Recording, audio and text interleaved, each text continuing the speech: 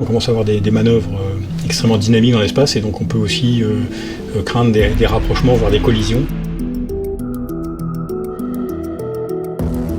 La stratégie spatiale de défense publiée en 2019 a été commandée en 2018 et lorsqu'elle a été commandée, en fait, c'était après le dévoilement d'actions qui avaient été qualifiées d'inamicales par la ministre de l'époque, Mme Parly. 2017. La France soupçonne la Russie de tentative d'espionnage sur le satellite de communication militaire Athéna Fidus.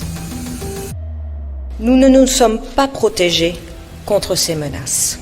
Et l'espionnage ou les actes offensifs, ça n'arrive pas qu'aux autres. Donc oui, nous sommes en danger. L'espace est un enjeu majeur et une priorité absolue. Suite à cet événement, une stratégie spatiale de défense est publiée en 2019 pour déterminer les réponses à apporter. Un grand commandement de l'espace sera créé en septembre prochain au sein de l'armée de l'air. Celle-ci deviendra à terme l'armée de l'air et de l'espace. Le commandement de l'espace répond aux enjeux qui ont été décrits dans la stratégie spatiale de défense publiée la même année que la création du CDE.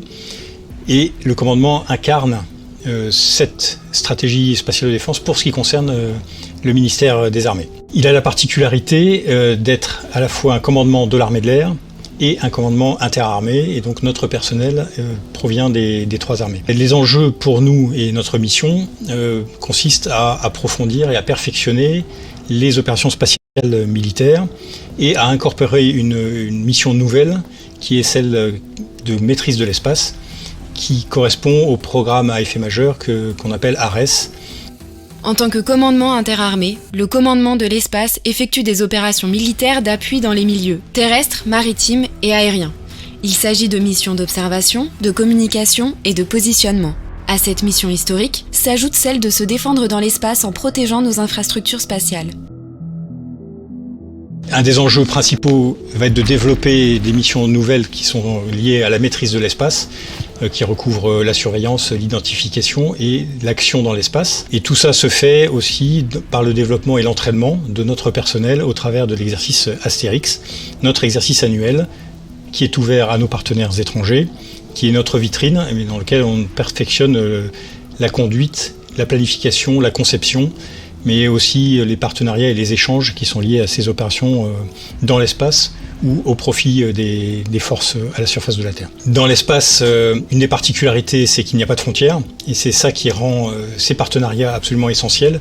Aujourd'hui, toutes les menaces que vous pouvez imaginer existent en fait. Elles sont toutes là.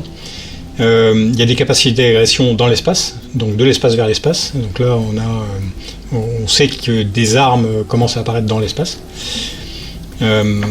Et vous avez de toute façon simplement du brouillage, ça on l'a jamais vu, mais on sait que ça existe.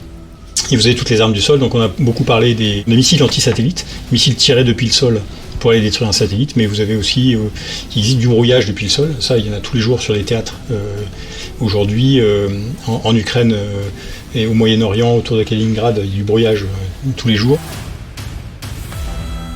Pour faire face à ces nouvelles menaces, le commandement de l'espace pilote le développement de satellites patrouilleurs-guetteurs capables de protéger nos satellites militaires en orbite.